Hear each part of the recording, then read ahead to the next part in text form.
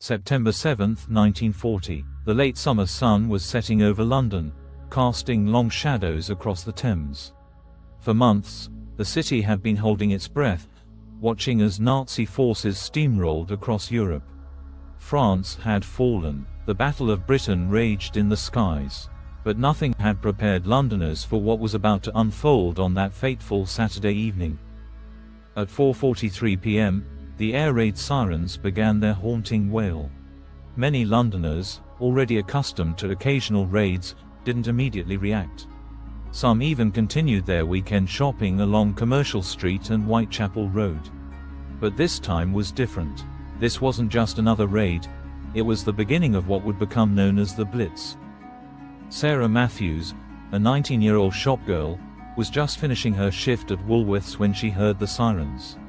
"I remember thinking it was just another false alarm," she would later recall in her diary. "We'd had so many that summer, but then we heard them, hundreds of planes, their engines drowning out everything else." The German bombardment began with precision. Nearly 350 bombers, escorted by more than 600 fighters, appeared in the skies over London. Their initial target was the London docks, where the Thames curved through the East End. The first bombs fell on the docks at 4:56 p.m.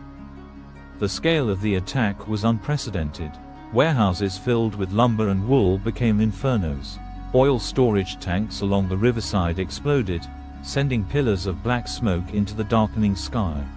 The fires were so intense that they created their own weather system, with winds feeding the flames and spreading them from building to building. Underground, in the hastily converted tube stations, thousands of Londoners huddled together. The platforms of Liverpool Street Station were packed with families who had brought blankets, thermoses of tea, and small gas lamps. Children tried to sleep on the hard floor while their parents listened to the muffled explosions above. Above ground, the city's firefighters fought an impossible battle. With limited equipment and manpower, they faced hundreds of fires simultaneously. William Sansom, a young firefighter, described the scene. "The whole dock area seemed to be ablaze. We couldn't tell where one fire ended and another began. The heat was so intense it would melt our boots if we stood too long in one place." The raid continued well into the night. Wave after wave of bombers crossed the Channel, guided by the fires their predecessors had started. The anti-aircraft guns around London fired continuously, their shells bursting among the German aircraft, but the sheer number of raiders made effective defense impossible. By dawn on September 8, the full extent of the damage became clear. The East End had borne the brunt of the attack. Entire streets had been reduced to rubble. The London docks, the primary target, was still burning. Official figures would later reveal that 430 Londoners had been killed and 1,600 seriously injured in just that first night. But amidst the destruction, something else emerged, a spirit of defiance that would come to define London's response to the Blitz. As the sun rose over the smoking ruins, people emerged from their shelters and began the process of clearing debris and helping their neighbors. Tea shops that had survived the bombing opened their doors, serving free cups to rescue workers and displaced families alike. King George VI and Queen Elizabeth visited the East End that very morning, walking among the ruins and talking with survivors. Their presence, especially in an area considered working class, helped forge a sense of national unity that would prove crucial in the months ahead. The first night of the Blitz had shown London's vulnerability, but it had also revealed its strength. As one East End docker told a newspaper reporter that morning, "If Hitler thinks this will break us, he's got another thing coming." It was a sentiment that would be tested severely in the days and weeks ahead, as the German bombing campaign intensified and the city faced its greatest trial since the Great Fire of 1666. As the autumn of 1940 deepened, Londoners faced a stark reality: survival meant going underground. What began as a temporary measure soon transformed into one of the most remarkable adaptations in urban history: the creation of underground cities beneath London's streets. The official shelter policy had initially been chaotic. Before the war, the government had distributed Anderson shelters, corrugated steel structures designed to be buried in gardens. But in London's crowded East End, where many lived in apartments without gardens, these were useless. The government had actually resisted using underground stations as shelters, fearing people would become too comfortable living below ground. Reality forced a change in policy. By mid-September, an estimated 177,000 people were sleeping in the underground each night. But this wasn't simple camping. Londoners created a complex society beneath the streets. Mrs. Dorothy Worley, a teacher who spent 56 nights in the Liverpool Street station, described the transformation. "We started with just blankets on the platform. Within weeks, we had a complete community. There were designated areas for families, for elderly folks, even a makeshift school where I taught children during raid hours."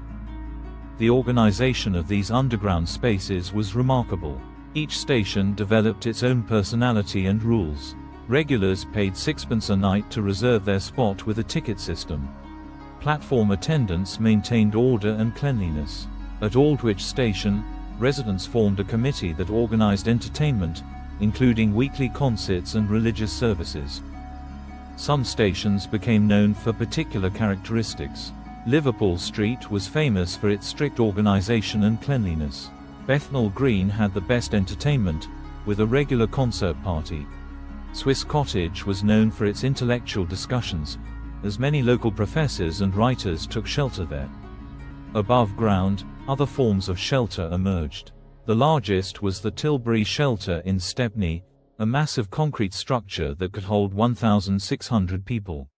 Initially bare and crude, its residents gradually transformed it into a self-contained community, complete with a medical clinic, canteen, and library. The shelters revealed both the best and worst of human nature. Acts of extraordinary kindness were common, people sharing food, caring for strangers' children, comforting those who had lost everything. But there were also tensions. Class differences didn't disappear underground, and some better stations were known to be more exclusive than others. Health became a major concern. Dr. Marie Hayes, a public health officer, wrote in her October 1940 report, "The conditions are ripe for epidemic. Thousands of people sleeping in close quarters, with limited sanitation and ventilation." Yet remarkably, the overall health of the shelter population remained stable, largely due to the organized efforts of shelter committees and medical volunteers. The government, catching up with reality, began improvements. Chemical toilets were installed in underground stations. Bunks were built in tiers along the platforms. A system of shelter marshals was established, and first aid posts were set up. More significantly, deep shelter construction began, with massive bunkers built beneath the city. Perhaps most remarkable was the maintenance of morale. Despite the cramped conditions and nightly terror above, shelter communities developed their own culture of resilience. Children adapted with surprising ease. Many actually recall their shelter days with fondness. Games were invented, songs were written, and romances bloomed in the strange twilight world of the underground. One shelter tradition became particularly famous: the evening sing-along. At many stations, just after the air raid siren sounded, someone would start playing a piano. Many stations had them installed, and hundreds of voices would join in popular songs like "Roll Out the Barrel" and "There'll Always Be an England." It was both an act of defiance and a way to drown out the sound of bombs above. The shelter system wasn't perfect. By December 1940, tuberculosis cases had increased, and the constant disruption of normal sleep patterns affected work productivity. But it had achieved its primary goal: survival. The nightly migration underground saved thousands of lives and created a template for civil defense that would be studied for decades to come. Most importantly, the shelter system became a symbol of London's determination to survive. As one shelter marshal noted in his diary, "Down here, in these tunnels and bunkers, you can see why Hitler will never break this city. We've built a new London underground, and its foundations are not just concrete and steel, but the unshakable spirit of its people." By October 1940, Londoners had developed a strange new normal. The rhythm of life was now dictated by air raid sirens rather than church bells, but the city's inhabitants were determined to maintain as much normalcy as possible in the face of unprecedented destruction. The working day began early, as people emerged from shelters and navigated through streets that might have been transformed overnight by bombing. Many had to find new routes to work as familiar landmarks disappeared and roads were blocked by rubble or unexploded bombs. Workers would often arrive to find their workplace damaged or destroyed, yet somehow, the city's essential services continued to function. Transport became a daily adventure. London Transport maintained an astonishing 70% of its pre-war bus service despite damaged roads, blackout conditions, and the loss of many vehicles to military service. Bus conductress Mary Wilson recalled, "We kept going whatever happened. Sometimes we'd have to stop mid-route because of an air raid, and we'd shepherd all our passengers into the nearest shelter. Once the all clear sounded, we'd carry on as if nothing had happened." The blackout presented its own challenges. Every window had to be covered at night, and street lighting was reduced to a bare minimum. People carried small torches with dimmed beams, and white paint marked the edges of pavements and steps. Despite these precautions, more Londoners died in blackout-related accidents in the first months of the war than from bombing. Food became an increasing preoccupation. Rationing had begun before the Blitz, but the bombing of food warehouses and disruption of transport networks made supplies even more precarious. Yet this sparked remarkable ingenuity. Community kitchens sprang up in church halls and schools, serving nutritious meals made from limited ingredients. The Ministry of Food's famous Walton pie, a vegetable dish named after the Minister of Food, became a symbol of wartime cuisine. Barbara Cartland, then a volunteer with the Women's Voluntary Service, described the remarkable scene at one such kitchen. "We'd serve hundreds of meals a day, often cooking by gaslight when the electricity was out. People from all walks of life would eat together, dock workers sitting next to bank managers, all of them covered in the same brick dust from the morning's bombing." Education continued, though in radically altered form. Schools operated in shifts, with lessons held in basements or dispersed to safer locations. Teacher Eleanor Roberts wrote, "We taught wherever we could find space, in church crypts, in the back rooms of shops, even in underground stations during raids." The children were remarkably resilient. They'd do their homework by torchlight in the shelters, and some even improved their marks during the Blitz. The entertainment industry refused to be silenced. Cinemas remained open, showing newsreels and features, though they would interrupt screenings for air raids. West End theatres moved their performances to earlier times to finish before the expected evening raids. The famous actress Dame Sybil Thorndike performed Macbeth during an air raid, later saying, "The sound of anti-aircraft guns actually added to the atmosphere of the witch scenes." Shopping adapted to the new reality. Department stores moved their operations to basements. When premises were bombed, shops would often reopen within days in temporary locations, proudly displaying signs like "more open than usual" or "Hitler's bombs can't stop us serving you." Markets continued, with traders calling out their wares against the background of air raid sirens. Work patterns changed dramatically. Many offices moved essential operations underground or dispersed staff to suburban locations. Factories operated around the clock, with workers often sleeping on site during heavy raids. Women entered the workforce in unprecedented numbers, taking on roles previously reserved for men. The Postal Service maintained delivery throughout the Blitz, though with some creative adaptations. Postman Jim Collins remembered, "We'd memorize alternative routes in case our usual ones were blocked by unexploded bombs. Sometimes we'd have to deliver letters to addresses that no longer existed, but we'd always find the people somehow, usually in a nearby shelter or staying with relatives." Personal hygiene became a challenge, particularly for those spending nights in public shelters. Public baths remained open whenever possible, and mobile bath units toured bombed areas. Laundries operated a priority service for those who had been bombed out. helping to maintain some sense of dignity amid the chaos. Perhaps most remarkably, people continued to fall in love, get married, and have children. Wedding ceremonies were often interrupted by air raids, with entire parties taking shelter before returning to complete the service. Births in air raid shelters became common enough that many shelter marshals received basic midwifery training. The maintenance of everyday life became an act of defiance. As one diarist noted, "Every shop that opens, every bus that runs, every letter that's delivered is a small victory against Hitler. By simply carrying on, we show that we cannot be broken." This determination to maintain normalcy in the face of terror would prove to be one of London's most powerful weapons.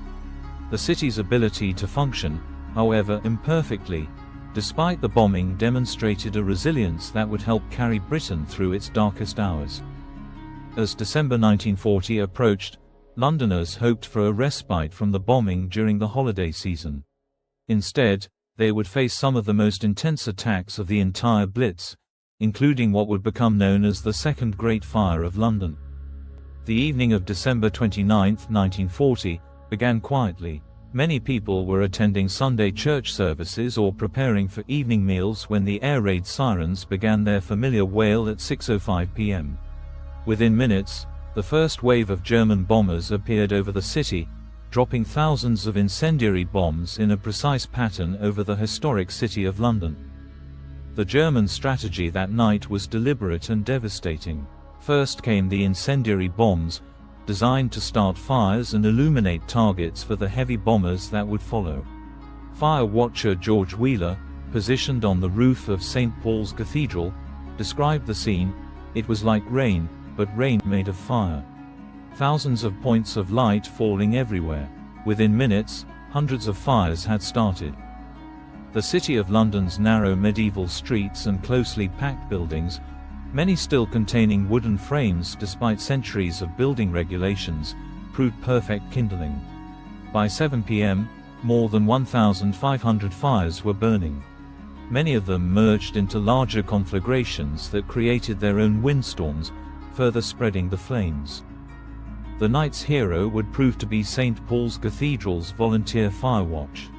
Armed with little more than stirrup pumps and determination, they fought off dozens of incendiary bombs that landed on the cathedral's roof. The famous photograph of St. Paul's Dome standing defiantly amid the smoke and flames would become one of the war's most powerful images. Just as firefighters began to control some blazes, the second wave arrived at 9 p.m. with high explosive bombs. These not only caused their own devastation but also ruptured water mains, critically hampering firefighting efforts. The London Fire Brigade, already stretched to breaking point, had to make impossible choices about which fires to fight and which to abandon. Auxiliary Fire Service member Joan Morris recalled, "We had to let some buildings burn to save others. Every time we thought we'd contained one fire, another would spring up. The heat was so intense it melted the glass in our masks. But we couldn't stop. London's survival depended on us." The raid continued until 4:30 a.m. the next morning. The damage was catastrophic. More than 160 people died, and hundreds more were injured. 28 churches designed by Sir Christopher Wren after the Great Fire of 1666 were destroyed or severely damaged. The Guildhall, historic home of London's government, was gutted. Countless historic buildings and irreplaceable archives were lost forever. Yet amid this destruction came a turning point. The RAF had been learning from each raid, developing new tactics and technologies. Night fighters, equipped with airborne radar, began to take an increasing toll on German bombers. The anti-aircraft defenses were becoming more effective, aided by the first primitive computers that helped predict bomber paths. January 1941 brought more intense raids, but also the first signs that the German strategy was failing. The night of January 10-11 saw the Luftwaffe lose 12 bombers, a significant number at a time when every aircraft and crew was precious. More importantly, the British were learning to repair damage and restore services with increasing speed. Civil defense was also becoming more organized and effective.